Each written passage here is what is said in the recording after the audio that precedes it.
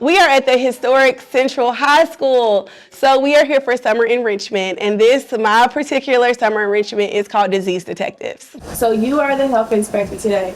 Your job is to keep the public safe. We inspected what was going on in the kitchen, through the lunch line, and we tested the temperature of food, and we figured out what was wrong in the kitchen. Well, I thought that this would be a great idea because it's different, it's fresh, it's new. A lot of kids, they don't get to learn about public health and how the diseases make people sick and how it affects the environment. We are the disease detectives. They're here every day. The students get here before I get here every day.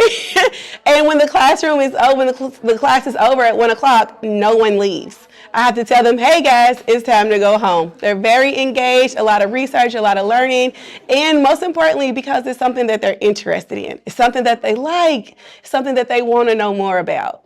Our teacher for the disease detective, she's gonna be my teacher next year for pre-med. So I already kind of got to know her, and it kind of prepared me for what's going to be in her class. I need y'all to be on your P's and Q's and tell me what's wrong. They're prepared. They're going to be ready for the school year. We've did a lot of research in this summer, a lot of writing, a lot of been on their Chromebooks. We have a big capstone presentation that they're preparing for that they're going to present. So they're going to be public speaking, they're going to be researching, and they're learning about how to better the environment in themselves and keep everyone safe. I want to work in healthcare in the future, and I want kind of like a head start. Like the stuff that they ask me, I'm like, oh, you're thinking about that already? They're totally engaged, and I think programs like this is what JCPS needs to keep our students interested over the summer. We are disease detectives.